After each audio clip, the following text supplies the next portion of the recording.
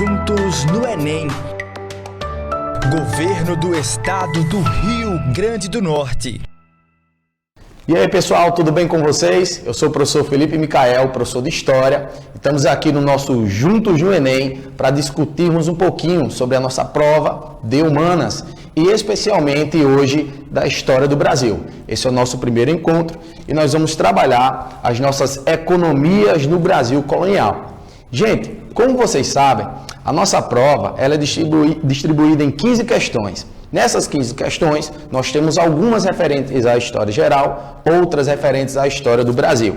Na aula de hoje, especialmente, nós vamos trabalhar essas economias que foram muito importantes no Brasil colônia. Professor, mas me diga, esse Brasil colonial, ele foi em que período da nossa história?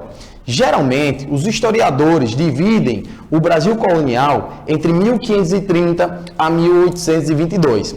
Porém, nós podemos inserir também o pau-brasil como uma economia que deu início à exploração predatória dos portugueses aqui no Brasil a partir de 1500, tá ok? Então vamos junto nessa.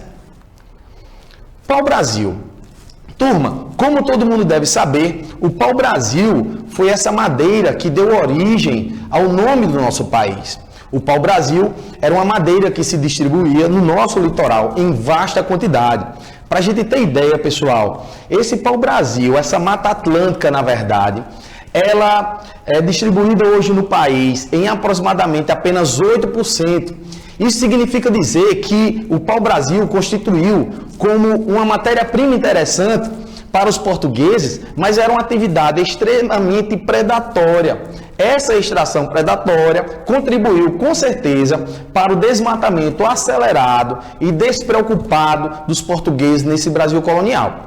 Esse pau-brasil funcionava como uma atividade em que a mão de obra livre do indígena era feita por meio de escambo. Professor, o índio era livre nessa época? Sim, nós vamos falar um pouquinho da escravidão indígena um pouco depois. Mas esse índio aqui, do escambo, funciona da seguinte forma.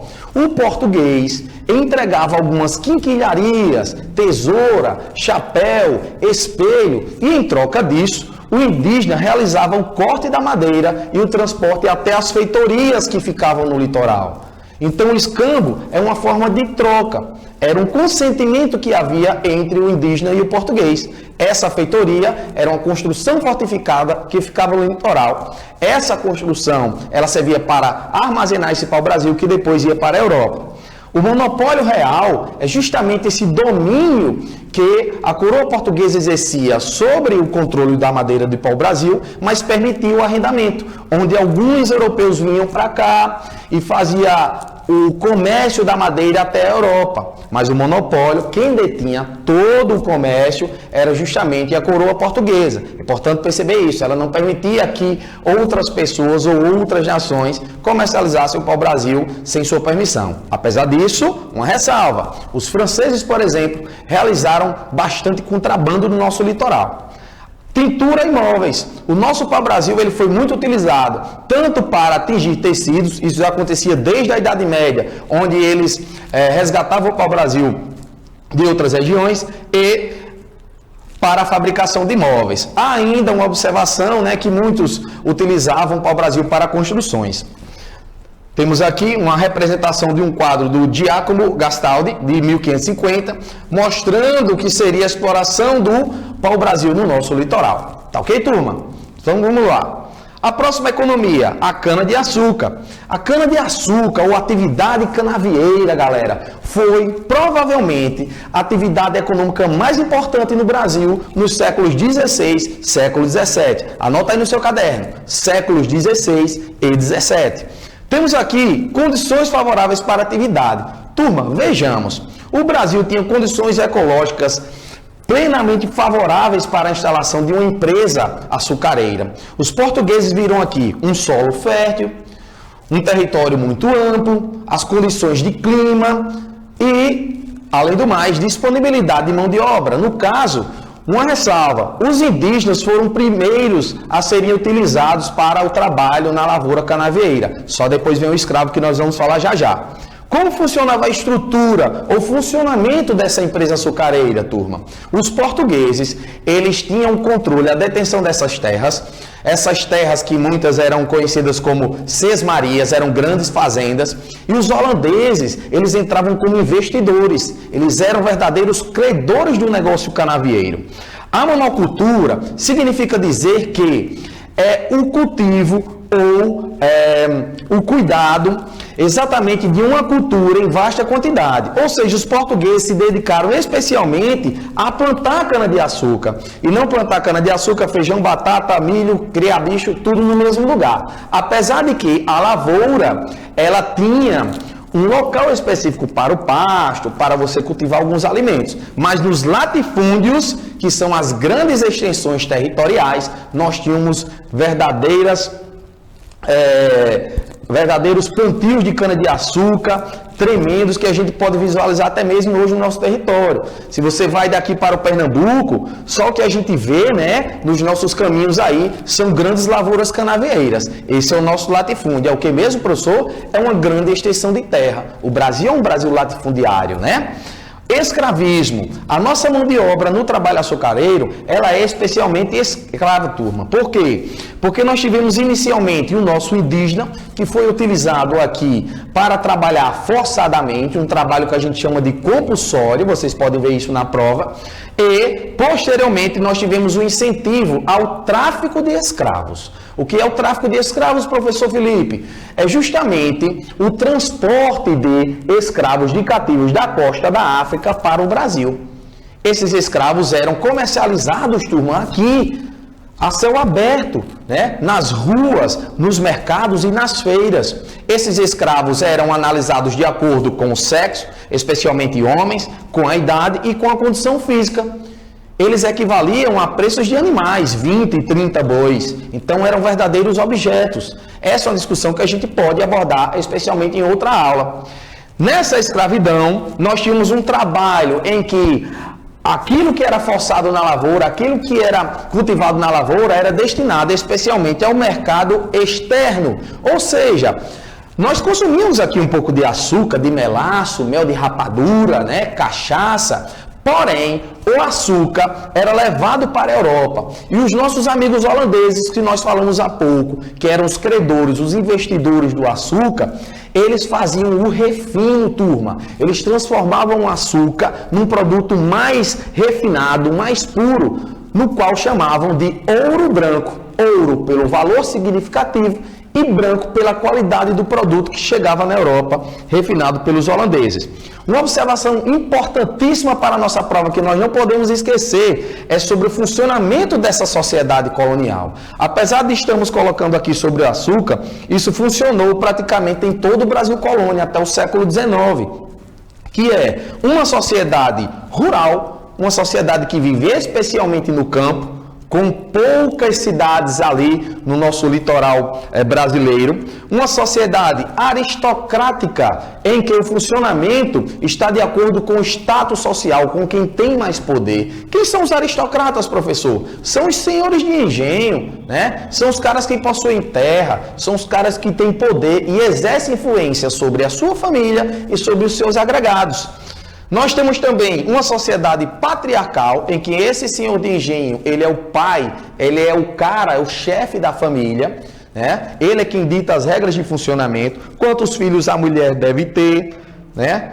Qual o trabalho de cada um na sociedade, no seu empreendimento, a influência que ele exerce na política. E nós temos uma sociedade católica, uma sociedade que foi colonizada por portugueses, né? E nós tivemos a catequese desde da metade do século XVI com a Companhia de Jesus e um alastramento desse catolicismo no Brasil que pode ser explicado pela vasta quantidade da população cristã que nós temos no Brasil hoje. Então, nunca esqueçam, pessoal, das 4 características da estrutura da cana-de-açúcar e sobre o funcionamento da sociedade. Isso é questão de prova que você vai ver lá, tá ok? Vamos para o próxima economia. Antes de tudo, temos aqui um retrato de uma pequena moeda de cana-de-açúcar. Essa imagem, né, tem como referência o grande pintor francês Jean-Baptiste Debré, de 1835. Então vocês podem observar, turma, uma dica, vou colocar em observação no seu caderninho, Jean-Baptiste Debré, ou simplesmente Debré. Ele foi um francês que esteve no Brasil na missão artística durante a vinda da corte no início do século XIX. Ah, professor, então ele esteve no século XIX e pintou o Brasil de anterior? Sim, também, né? Apesar de que existiam ainda alguns engenhos, existiam engenhos nessa época, né? Como existem até hoje. Então fica de olho no Debré, porque sempre vai ter uma imagem desse cara lá. Nós vamos ver outros pintores que podem aparecer na nossa prova. Pecuária. Nós já falamos de pau-brasil, de cana-de-açúcar, agora vamos ver sobre a atividade criatória de gado. Turma, a pecuária, como nós sabemos, ela foi muito importante para o nosso Brasil, para a nossa história. Hoje, nós aqui, por exemplo, no Rio Grande do Norte, nós percebemos que muitas cidades interioranas, elas surgiram a partir da pecuária. Veja só, Currais Novos, ou seja, remete à atividade da pecuária. Mas nós vamos entender como a pecuária chegou no interior e por que ela foi importante para esse Brasil colonial, tá ok? Vejamos. A pecuária, turma, ela funcionou como atividade de expansão e ocupação do território brasileiro. Nós chamamos esse processo de interiorização, ou seja, o deslocamento, né, de uma atividade ou de um povo para o interior. Nesse processo, nós fizemos a abertura de caminhos, que você pode anotar no seu caderninho, nós chamamos de caminhos de gado. Caminhos de gado. São essas estradas que nós vemos no interior, com altos e baixos, vai para um lado, vai para o outro, porque eram estradas em que o gado ia. Por isso que a gente não vê sempre uma estrada reta para o interior, porque eram caminhos de gado. E a partir daí, turma, nós fomos ocupando o interior do nosso Brasil, não só do Rio Grande do Norte, ou da Paraíba, ou do Ceará, onde o gado foi um elemento muito importante, mas no Brasil inteiro, né? Nós tivemos essa chegada do gado, já adiantando aqui pra gente, até as Campinas do Sul. Então, no interior do Nordeste e na região de Campinas do Sul, o gado ele foi muito importante nesse Brasil colonial. Aqui, por exemplo, nós temos a nossa carne de sol, tão famosa e deliciosa, patrimônio nosso, e nas Campinas do Sul, a tão conhecida carne de charque, não é isso? Esse gado, ele vai ter três principais utilidades. Esse é um tipo de questão que pode cair no Enem. Além de falar do povoamento, de como o gado ajudou na expansão desse Brasil, vamos lembrar, turma, que o gado, ele abastecia a galera com carne, com leite, com queijo, com couro, todos esses derivados, né? Nós tivemos o século, a época do couro, onde nós fazíamos aqui artefatos, bolsa, chapéu, né? Gibão, sela, tudo que era utilizado, chinelinho, para que os vaqueiros se embrenhassem na mata, né? À procura dessas reses de gado. Força motriz. O gado ele serviu, turma, por muito tempo como força motriz no engenho. Você pegava um animal e fazia com que ele girasse a moenda para, nessa força motriz, essa força de movimento, gerar essa força e a moenda, da moenda tirarmos aquele caldo que fazia o melaço e depois o açúcar. Então esse gado foi muito importante no engenho também. Além disso, o transporte. Ora, nessa época, turma, as pessoas não viviam viajando a cavalo em regiões muito distantes. Você tinha o gado para você transportar alguns elementos, objetos ou pessoas, e você também tinha as mulas. Professor, e quem era o vaqueiro? O vaqueiro era um trabalhador livre. Ele trabalhava por recebimento de gado, né, outras formas de pagamento, pelo seu serviço ao senhor, né? O escravo, professor, não trabalhava como vaqueiro, não? Alguns casos sim, mas era complicado. Por quê? Porque o vaqueiro ele precisa se deslocar para distâncias bem consideráveis. Então, se você pegar o escravo e deixar ele levar o gado para um interior, para uma região muito distante, o que é que pode acontecer, turma? Ele pode fugir. Então, como forma de cuidar mais do seu rebanho, de prevenir para que escravos não fugissem, o senhor contratava um trabalhador livre, né? Um vaqueiro, para fazer essa captura e essa distribuição do gado pelo nosso Brasil. Para finalizar, a mineração. Turma, saca aí, ó. Nós falamos que a cana-de-açúcar foi a atividade mais importante no nosso Brasil colonial nos séculos 16 e 17. Mas vamos ficar de olho na mineração, porque no século 18 os caras encontraram os metais preciosos. A gente sempre lembra daquela aula de expansão marítima, que os portugueses vieram para cá e os espanhóis à procura de ouro. Mas no Brasil, turma, os portugueses só encontraram ouro no final do século XVII. Provavelmente entre 1690 e 1695 é que os portugueses encontraram a primeira jazida de ouro. Tem noção? 200 anos de história para se encontrarem metais preciosos. As entradas e bandeiras foram expedições em que os caras saíam de São Vicente, em São Paulo, e ia para o interior, naquela região aproximadamente, onde hoje é Minas Gerais, Goiás e Mato Grosso. Anota aí, Minas Gerais, Goiás e Mato Grosso. Essas regiões foram importantes para a mineração. E esses bandeiras, eles procuravam metais preciosos, especiarias que pudessem ser comercializadas, índios para poder apresar, né? Prender esse índio e vender como escravo, e acabaram encontrando ouro mesmo. E aí o que foi que aconteceu? Essa exploração de metais preciosos, ela funcionava pela coroa portuguesa através de um órgão chamado de Intendência das Minas. Essa Intendência das Minas fiscalizava, policiava, digamos assim, né, o controle da região, fazia o controle da região para que não houvesse contrabando. Professor, isso inibia o contrabando? Não, isso não inibia. Por quê? Porque, na verdade, turma, era uma região muito vasta de exploração mineradora para a gente ter esse controle absoluto. Porém, o que é que a coroa fazia para compensar, professor? Uma alta cobrança de impostos. Meus amigos, o negócio era ferrenho. Os portugueses colocavam impostos altíssimos, como o quinto, que era entregar 20% do arrecadado, ou os 100 arrobas, que equivalia a 1.500 quilos de ouro para ser entregues à coroa, e finalmente a derrama, que era o confisco dos bens, quando o cara não conseguia pagar essa vasta quantia de impostos. E aí, turma, a mineração ela provocou muitas mudanças nessa região que nós falamos.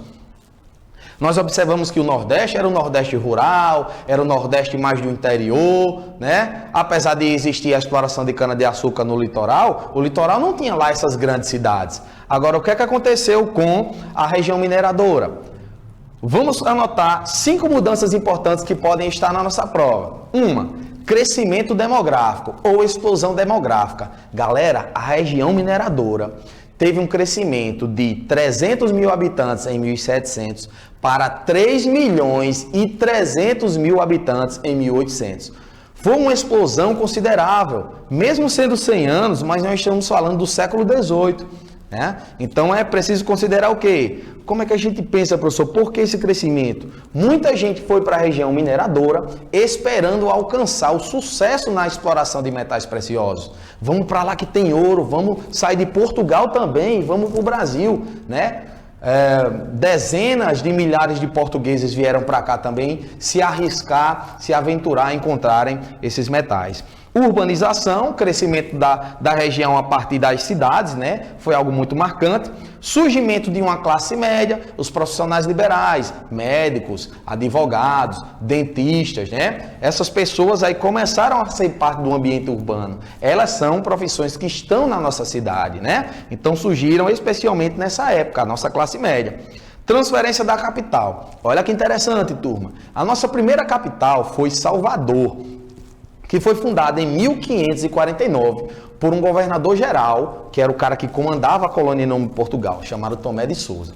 De 1549, nós vamos saltar agora para 1763. Anota aí, 1763. O que é que aconteceu, professor? A capital saiu de Salvador e foi para o Rio de Janeiro.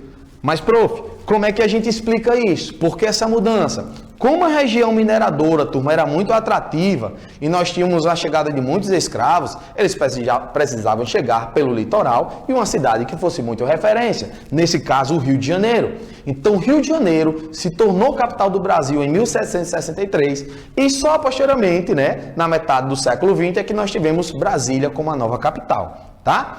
Arte barroca, mas uma mudança interessante, na verdade o surgimento de uma arte interessante, né? A arte barroca, como nós tivemos um grande representante, o famoso Aleijadinho, a arte sacra, a decoração de igrejas, né? De santos, foi algo muito significativo. Isso explica porque Ouro Preto, por exemplo, em Minas Gerais, turma, é uma cidade tombada, é protegida. E aí entra o que a gente chama de patrimônio cultural material, né? Que a gente vai falar com certeza numa outra aula. Então, turma, a partir daqui, um breve resumo, nós trabalhamos 4 economias que foram fundamentais na história do Brasil até o século XVIII, até os 1800. Pau-brasil, né? Lá do escambo, lá do indígena fazendo a troca, a cana-de-açúcar, com o crescimento da escravidão e a produção em latifúndios, nas lavouras. Nós tivemos a pecuária na região do interior do Nordeste, nas Campinas do Sul, com o vaqueiro, e, por fim, a nossa mineração, né? Que foi muito marcante na região Centro-Sul. Professor, são apenas essas economias? Nós temos outras, como o algodão, o tabaco, as drogas do sertão, os gêneros de alimento, que são economias subsidiárias, ou seja, elas tiveram menor importância, mas elas são interessantes de você dar uma revisadinha aí no seu livro, no seu material, até mesmo na internet, tá bom? Então, turma, para fecharmos o nosso estudo, agora vamos fixar um pouquinho do nosso conteúdo, tá joia? Vamos resolver aqui algumas questões que eu trouxe para vocês. Antes de tudo, temos aqui a Lavagem do Minério do Ouro, uma coleção do Johann Moritz Rugendas, que foi um grande pintor alemão, que também esteve no Brasil. Ele esteve no Brasil com 21 anos, turma, bem precoce, né? E aí, quando ele voltou para a Europa, ele praticamente fez uma exposição daquilo que ele fez no Brasil, né? Ele fez uma verdadeira viagem pitoresca, e aí ele retratou um pouco disso, tá? Aqui alguns escravos, né, com as bateias, que são tipo aquelas cestas, né, aquelas peneiras para fazer a exploração desses minérios, tá bom? Então vamos aqui, ó, para as nossas questões. Vamos fixar agora o nosso conteúdo. Essa questão 1 é uma questão que fala especialmente do pau-brasil. Uma dica importante para você, galera. Preste atenção em palavras-chave que contém na nossa questão. Vamos ler aqui rapidinho. Estima-se que somente no século XVI tenham sido derrubados aproximadamente 2 milhões de árvores, devastando cerca de 6 mil quilômetros quadrados da Mata Atlântica.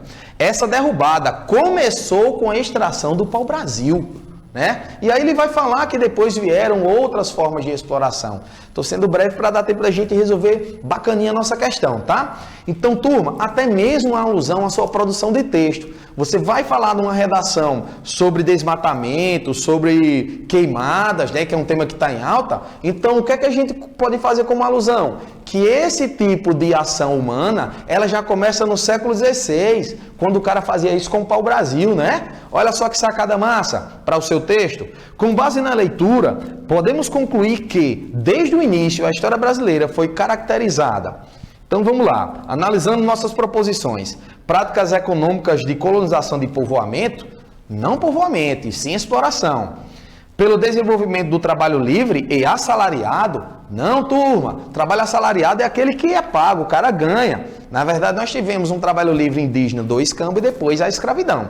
Incentivo à economia de subsistência, por exemplo, de alimentos, né, o cultivo de mandioca, feijão e tal, isso também teve, mas não foi o principal. O nosso texto está falando de vegetação, de Mata Atlântica, de pau-brasil. D. Por práticas econômicas predatórias que provocaram danos ao meio ambiente. Tá aqui a nossa alternativa, galera. Letra D. Práticas econômicas predatórias, né? Ou seja, a extração do Brasil constituiu uma atividade em que você retirava madeira, mas não se preocupava em repor, né? Em plantar, em reflorestar aquilo. Então, uma atividade predatória. Provocou dano ao meio ambiente? Sim, diversos danos que nós assistimos até hoje na história do nosso Brasil. Então, é perceptível que uma questão como essa seja a cara do Enem, porque nós estamos falando de meio ambiente, relacionando com o pau-brasil e com a história do nosso país. Então, turma, essa é uma típica questão que vai estar na nossa prova do Enem lá em janeiro, tá joia? Vamos aqui para uma próxima questão. Essa questão é bem interessante também, que ela vai falar sobre escravidão. O Enem, turma, é uma prova que gosta de trabalhar com documentos. Então nós temos aqui uma imagem, ó, novamente do nosso amigo Debré, aquele pintor francês. E acima nós temos, no documento 1, um texto, tá? Que é do Gilberto Freire, do Casa Grande Senzala. Foi um grande historiador, um grande escritor que discute a respeito desse tema. Então, nos documentos abaixo, vamos observar. Mulheres sem ter, às vezes, o que fazer, a não ser dar ordens estridentes aos escravos, gritar, né? E xingar, etc. ou brincar com papagaios, saguis, molequinhos. Outras, porém, preparavam doces finos para o marido, cuidavam dos filhos. Turma, já observamos de cara que essa mulher que, sem ter às vezes o que fazer, na última das hipóteses, ela seria uma escrava, porque a escrava ela está sempre trabalhando. Mas essa mulher, sem ter às vezes o que fazer, né, cuidando do filho, fazendo docinho, costurando, é a mulher que está em casa, que auxilia o seu marido. É a mulher do Senhor, ou a mulher de um homem livre, tá? Então, é perceptível isso. Na segunda imagem, nós temos algumas escravas, o que aparentemente seriam com tabuletas, né, bandejas, vendendo produtos. Uma coisa bem interessante, a gente sempre vê aquela galera que está vendendo doce na rua com as espátulas assim, né? Tipo umas tábuas e tal. Turma, vocês sabiam que isso é muito antigo? No Brasil colonial, as escravas iam para a cidade vender doces. E o que é que acontecia com o dinheiro, prof? Elas pegavam o arrecadado e levavam para o senhor no seu engenho. E elas ficavam com uma pequena parcela. Alguns escravos podiam juntar um pouco dessa grana para comprarem a sua liberdade, que a gente também pode chamar de alforria. Tá ok? Então o texto 1 sobre a mulher do senhor, o texto 2, o documento 2, perdão, que é a nossa imagem do Debré, com algumas escravas vendendo nas cidades. Elas saíam do campo, iam para a cidade vender, arrecadavam o apurado, né, que a gente chama, e voltava para casa. Então, a análise dos documentos permite afirmar que, no período colonial, as mulheres brancas administravam os negócios da família, as mulheres negras dedicavam-se aos cuidados do lar. Peraí, nós falamos que a sociedade açucareira, turma, ela era patriarcal. Então, o poder de voz do homem, né?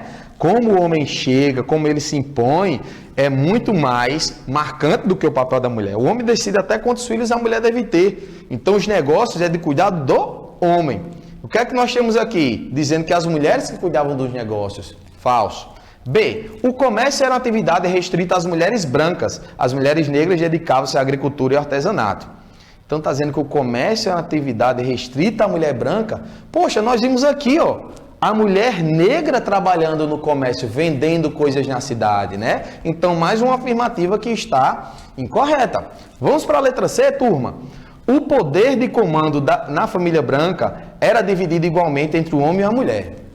Mais uma alternativa que a gente pegou no vacilo, ó. O homem e a mulher dividiam o poder na família? Não. A gente via até nas novelas, né? Como aquelas novelas que a Rede Globo mesmo representou, do Brasil Colônia, Escravizar, né? Sim, a Moça e outras, que o homem ele tinha um papel de imposição, né? Ele era o chefe do lar. Então a C não pode estar correta. Na letra D, as atividades das mulheres brancas eram exercidas especialmente no interior da casa. Aqui, né, ó,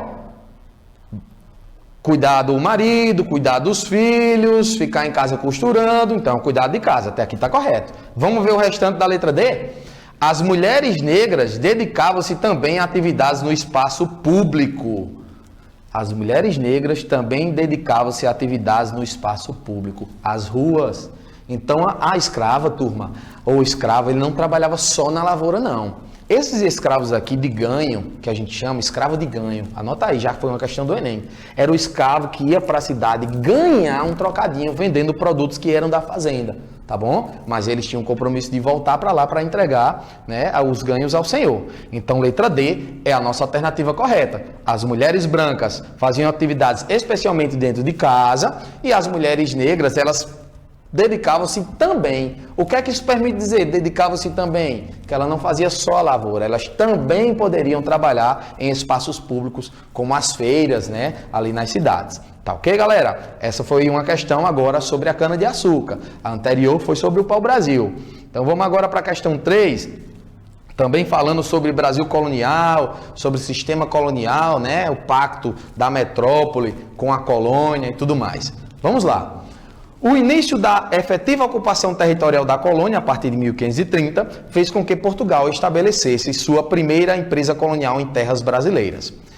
Em conformidade com sua ação exploratória, né, Portugal viu na produção do açúcar uma grande possibilidade de ganho comercial. Ou seja, o açúcar tinha tudo para dar certo, porque tinha um financiamento da Holanda, tinha terra, solo fértil e a condição de clima extremamente favorável. Sobre a produção de açúcar no Brasil colonial, pode-se afirmar que Vamos resolver mais uma questão aqui? Então, sobre o açúcar, sobre a empresa canavieira, sobre esse sistema de Portugal em relação ao Brasil. A. Possibilitou o povoamento e a ocupação de todo o território, enriquecendo grande parte da população. Gente, primeira coisa, o açúcar foi uma atividade mais litorânea, anota aí. Como o gado era no interior, o açúcar era mais litorâneo. Existia uma carta régia, uma carta real que obrigava o gado a ser criado no interior, justamente para permitir que a cana-de-açúcar se expandisse no litoral. Então não foi em todo o território brasileiro, isso é falso. Outra, enriquecendo grande parte da população, a maior parte da população era pobre. Uma pequena parcela aristocrática é quem detinha o poder e as riquezas desse Brasil colônia. Essa alternativa está bem absurda. Vamos para a letra B. Praticada por grandes, médios e pequenos lavradores, permitiu a formação de uma sólida classe média rural. Gente, nós falamos que a classe média ela vai emergir especialmente aonde? Na mineração. Então aqui está dizendo que uma sólida classe média rural? Não. Nós tínhamos os detentores da terra, alguns produtores rurais e na base os escravos. Essa classe média praticamente era inexistente. C. Desde o início, garantiu o enriquecimento da região sul do país e foi a base econômica da colônia até a República. Totalmente desconexa essa alternativa. Enriquecimento da região sul do país. O açúcar, turma, foi cultivado principalmente onde? No Nordeste. Então isso aqui está falso. Outra coisa, da colônia até a República? Não. Apesar de nós termos cana-de-açúcar, lavouras, grandes empresas canavieiras hoje no país, foi especialmente na colônia que esse açúcar se destacou. D. Não exigindo muitos braços, desencorajou a importação de escravos, liberando capitais para atividades mais lucrativas. Então ele está dizendo o que aqui? Que a cana-de-açúcar, ela não precisou de importar escravos, desencorajou? Falso. Nós tivemos o tráfico negreiro que nós falamos, né? Então essa alternativa também está fora do nosso quesito. E a letra E diz o seguinte: consolidou no Nordeste uma economia baseada em que, olha as nossas características de aula, latifúndio, grandes extensões, né? O latifúndio monocultor, escravocrata, utilização de mão de obra escrava, indígena inicialmente e depois o escravo africano, e que atendia aos interesses do mercado europeu.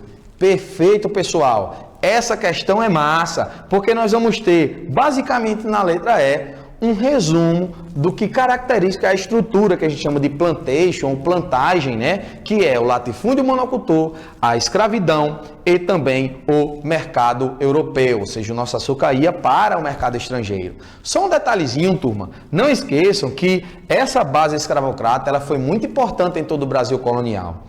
Um detalhe importante que nós não devemos também esquecer, a escravidão ela aparece aqui no século XVI, muitos escravos chegaram, no final do século XVI, praticamente os escravos africanos eram maioria em relação aos escravos indígenas, e nossa escravidão ela segue até o XIX, ou seja, 300 anos de escravidão, 3 séculos de escravidão o Brasil viveu, só vai praticamente ser abolida lá em 1888, com a Lei Áurea de 13 de maio, lá com a princesa Isabel.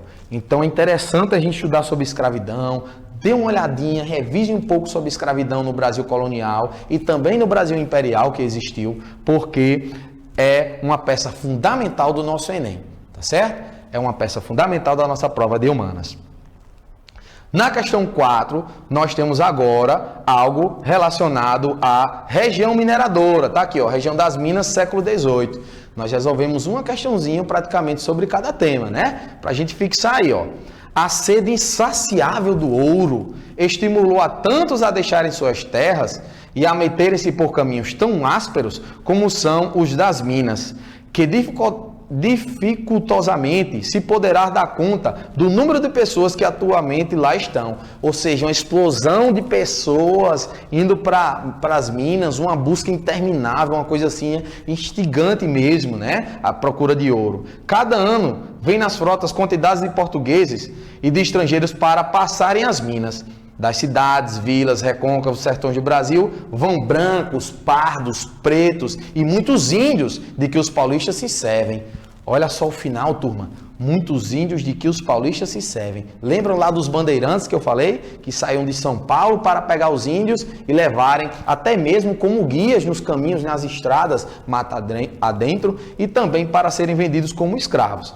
Esse é um texto do André João Antonil, que também sempre está aqui e acolá na nossa prova. E nós vamos ver que a descrição acima refere-se à sociedade formada na região das Minas Gerais no século XVIII. E aí vem a nossa indagação, a nossa pergunta. A respeito dessa sociedade mineradora, a respeito da região das Minas, considere as seguintes afirmações. Vamos lá. Letra A. Sobre a mineração, a possibilidade de ascensão social, ou seja, de mudar de classe, era praticamente impossível do que acontecia na atividade açucareira empreendida no Nordeste. Turma, isso é o contrário, né? Nós vimos que no Nordeste era muito difícil um escravo, um cara livre, se tornar um senhor. Mas nas Minas existiram o que nós chamamos de classe média. Esses profissionais da classe média, eles viveram uma ascensão social, né? Muitos chegaram até outros patamares. Então, a possibilidade de ascensão social na mineração era impossível? Falso. Era possível, era uma probabilidade, tá ok? Vamos ver outra alternativa. A riqueza gerada promoveu o desenvolvimento de uma agricultura em grande escala. Então, turma, o que é que acontece? A agricultura em grande escala, nós estamos falando de minérios. A agricultura foi no Nordeste. C. A exploração das minas acarretou no crescimento populacional da região? Sim, nós falamos do crescimento demográfico. Agora vamos ver outra parte. Houve o desenvolvimento de uma sociedade urbana diversificada? Corretíssimo, turma. Olha só, na mineração tanto houve o crescimento populacional quanto o desenvolvimento de uma sociedade mais urbana, mais das cidades. E esse diversificada, professor, você falou que era classe média. Justamente, o surgimento de novas profissões e uma classe bem diversificada nesse Brasil colonial nos mostra que a região mineradora, ela teve características bem diferentes em relação ao Nordeste. Era mais urbana, era mais diversificada, era uma classe média, uma população mais abrangente, né? Mas o que é que elas têm em comum, professor? Aí vem uma pegadinha. Tanto na cana-de-açúcar como na mineração nós temos o uso da mão de obra escrava, pessoal, tá? O uso da mão de obra escrava. Então essa é uma questão muito legal para a gente sobre mineração, que pode estar, com certeza, no dia da nossa prova de humanas, no nosso primeiro domingo, né? Então, turma, pelo que nós observamos, na aula de hoje, nós conseguimos abranger um pouco sobre a economia colonial e também sobre a sociedade colonial. Falamos de pau-brasil, falamos de cana-de-açúcar, de pecuária, de mineração e, além disso, o funcionamento da estrutura dessa sociedade. Senhores, donos de minas, né, proprietários, que na verdade essa terra era da coroa, mas eles funcionavam como os caras que arrendavam a região para explorar minas. Falamos dos escravos, dos trabalhadores livres. Então é perceptível que nós aqui no Juntos do Enem vamos sempre trazer questões e temas que sejam importantes para a sua prova, para seu desempenho. Acontece que, além dessa nossa revisão, nós precisamos nos dedicar também um pouquinho em casa, lendo um livro, pegando um material, uma apostila, internet, né? E tirando dúvidas com os nossos professores, com os nossos colegas, tá? Eu desejo a vocês que vocês tenham muito sucesso nos estudos, continuem revisando aí em casa, que nós vamos nos encontrar com certeza numa próxima aula para discutirmos um pouco mais de história e da história do Brasil, tá? Fiquem na paz e foco aí no Enem. Eu sou o professor Felipe Micael de História e a gente se vê numa próxima, pessoal. Até mais. Juntos no Enem. Governo do Estado do Rio Grande do Norte.